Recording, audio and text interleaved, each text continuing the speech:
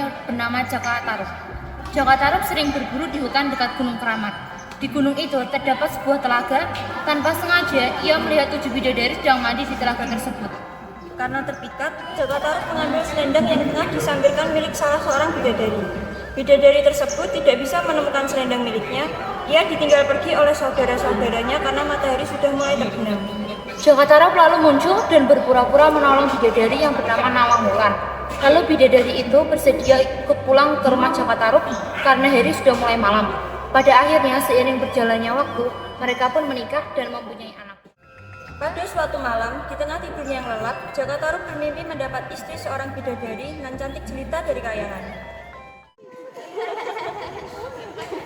Ternyata cuma mimpi yang indah sekali. Aku gak bisa tidur, lebih baik aku keluar. Sesaat Jaka Tarub sedang melamun, tiba-tiba terdengar ayam jantan berkokok, menandakan hari sudah pagi. Ibu Jaka Tarub pun terbangun dari tidurnya. Gimana Jaka Tarub ya? Kok sudah tidak ada di kamarnya? Oh, itu dia. Pagi-pagi sudah melamun saja di depan rumah. Apa yang dia pikirkan ya? Siang hari, ketika Mbok Mila sedang berada di sawah, tiba-tiba datang Pak Ranu pemilik sawah sebelah mengambilnya. Mbak, mengapa anaknya sampai saat ini belum menikah juga?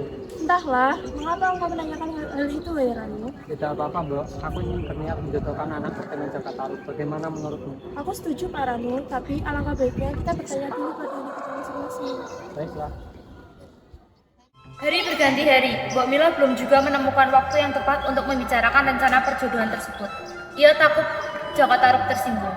Mungkin juga Jaka Tarub telah memiliki calon istri yang belum dikenalkan padanya. Lama-kelamaan, Mbok Mila lupa akan niatnya semula. Bu, aku izin berburu ke hutan dulu ya. Ya, ya nak.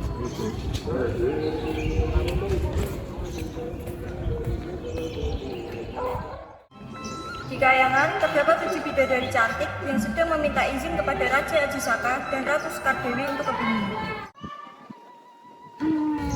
Hari ini begitu cerah, matahari membangunkanku dari mimpi.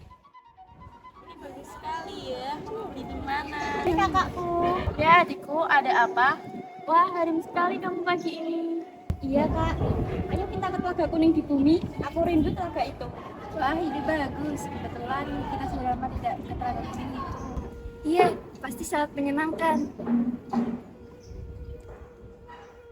Dengan senang hati, Mita menghampiri Naila dan Andre yang masih berada di kamar untuk memberitahu bahwa mereka akan ke Telaga Kuning di bumi.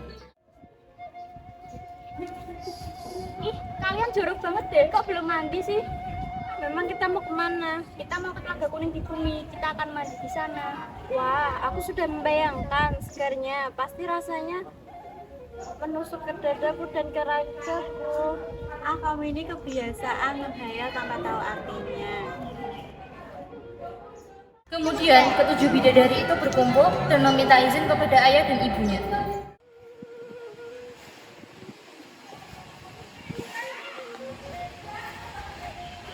Ayah, ibu, saya dan adik-adik mohon izin untuk pergi ke Telaga Kuning yang ada di bumi.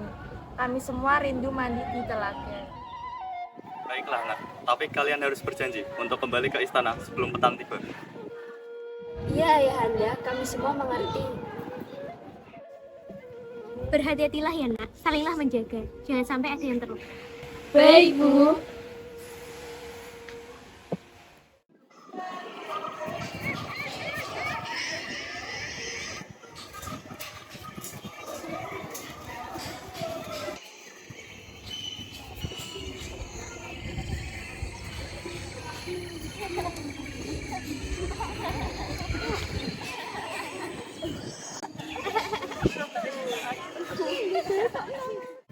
Ketika di hutan, Dari tadi pagi aku berburu hewan, tapi tak dapat satupun hewan. Tuh, aku haus sekali, lebih baik aku mencari minum. Tak lama kemudian, Wah, itu dia Telaga Kuningnya. Mungkin aku bisa minum air di sini. Sebentar. Sepertinya aku mendengar suara gadis yang sedang bergurau. dengan mengendap-endap, Jaka Tarub melangkahkan kakinya lagi menuju Telaga Kuning. Suara tawa gadis-gadis itu semakin jelas terdengar. Jaka Tarub mengintip dari balik pohon besar ke arah telaga. Ada 7 gadis yang sedang berburu di tengah hutan. Jantungku jadi berdebar-debar. Apa mungkin mereka dari kayangan? Wah, segar sekali air di sini. Iya. Ada tumpukan selendang. Apa mungkin itu para bidadari itu ya? Jika aku ambil satu, maka yang satu pun tidak akan dapat kembali ke kayangan. Dengan hati-hati, Jaka Tarub berjalan menghampiri tumpukan baju itu. Ia berjalan sangat perlahan. Jika bidadari itu menyadari kehadirannya, tentu semua rencananya akan buyar. Jaka Tarub memilih selendang berwarna kuning. Setelah berhasil, Jaka Tarub buru-buru menyelinap ke balik semak-semak. Lalu, salah seorang bidadari itu berkata,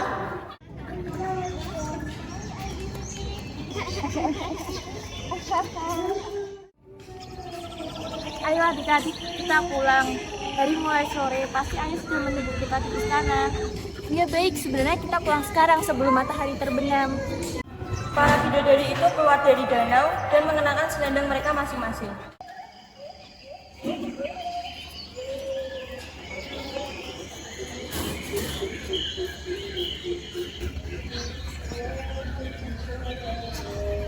Mana selendangku? Selendangku tidak ada. Di mana kau menaruh selendangmu, Nawangwulan? Di sini, sama dengan kalian. Aku tidak bisa kembali ke kayangan. Wah, bagaimana ini? Padahal tadi selendang adik Nawangwulan berada di sebelahku.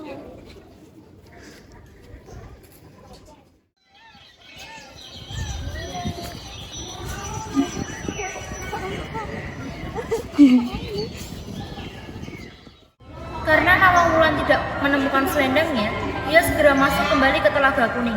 Lalu, saudarinya yang lain membantu mencari baju Nawangwulan. Usaha mereka sia-sia karena baju dan selendang Nawangwulan sudah dicari oleh Jaka Tarub. Akhirnya, salah seorang bidadari itu berkata, Nawangwulan, maafkan kami. Kami harus segera pulang ke kayangan sekarang, meninggalkanmu di sini karena hari sudah mulai malam. Tapi Kak, bagaimana denganku? Kami tidak bisa menemukan selendangmu. Jaga dirimu baik-baik di sini ya. Mungkin ini takdirmu untuk tinggal di sini.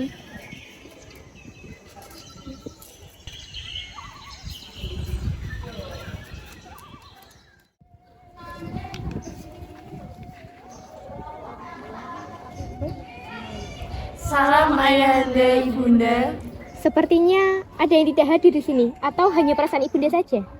Benar ibunda, Nawangwulan tidak hadir di sini. Lalu, di mana Nawangwulan berada? Nawangwulan masih berada di bumi ayahanda. Nawangwulan kehilangan selendangnya ayahanda. Benar, kami sudah berusaha mencarinya, tetapi tidak ada hasilnya. Ada yang ingin kalian sampaikan? Tidak ada ibunda. Ayah sangat kecewa kepada kalian. Seharusnya kalian bisa menjaga diri kalian. Sudah, jangan menyalahkan mereka. Ini mungkin sudah takdir Nawangwulan untuk tinggal di bumi. Apa yang harus kita lakukan, Patih Dharma? Tidak ada yang bisa kita lakukan lagi. Saya setuju dengan Ratu. Mungkin sudah takdirnya Nawangwulan untuk tinggal di sini. Ya, sudahlah, kalau memang begitu takdirnya. Wulan pun merasa putus asa dan tiba-tiba berucap, Barang siapa yang memberiku pakaian, bila ia perempuan kujadikan saudari, bila ia laki-laki kan kujadikan suami. Akhirnya mimpiku menjadi kenyataan. Jaka Tarub pun keluar dari persembunyiannya dan berjalan ke arah telaga. Jaka Tarub segera meletakkan baju yang dibawanya di atas sebuah batu besar seraya berkata, Bidadari, aku Jaka Tarub. Aku mendapatkan itu pada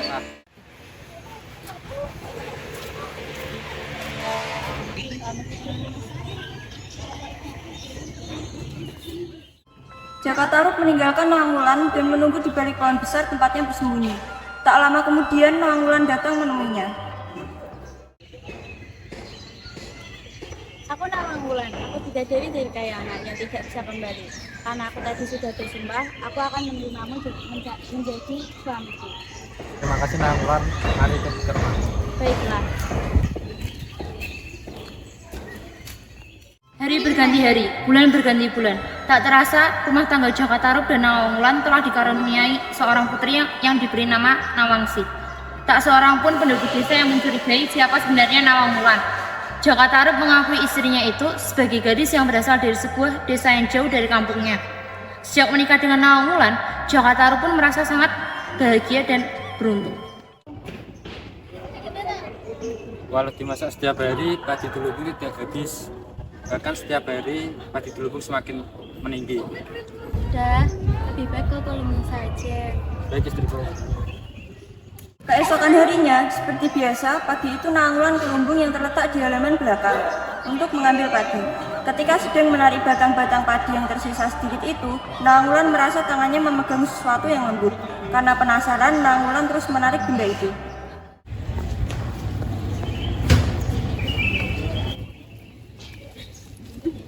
Hah? Apa ini? Kok seperti selendangku? Kenapa bisa ada di sini? Ini pasti perbuatan Jaka Tarub. Selama ini yang mengambil Jaka Tarub. Kenapa tega sekali? Sore hari ketika Jaka Tarub kembali ke rumahnya, dia tidak mendapati Nawang Wulan dan anaknya. Wulan, gimana kau?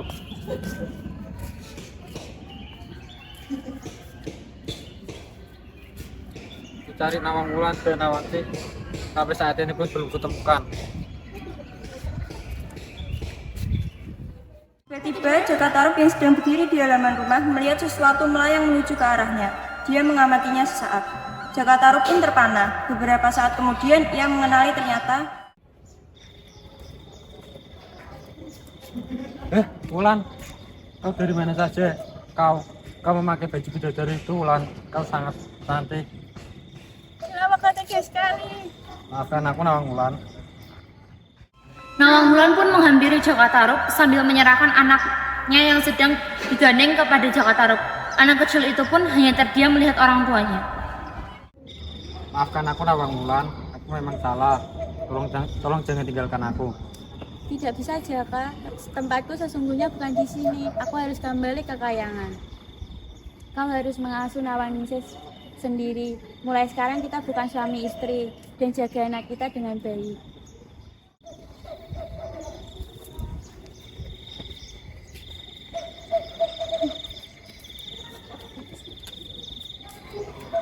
Jaka pun terdiam dan tak sanggup menjawab.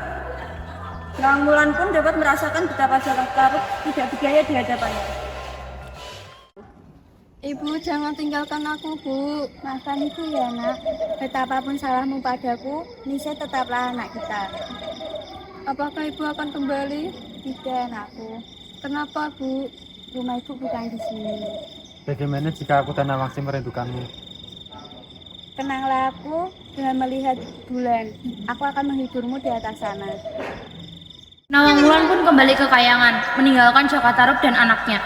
Sejak saat itu, Jaka Tarub dan Nawangsi sering menatap bulan di malam hari untuk mengenang Nawang Wulan.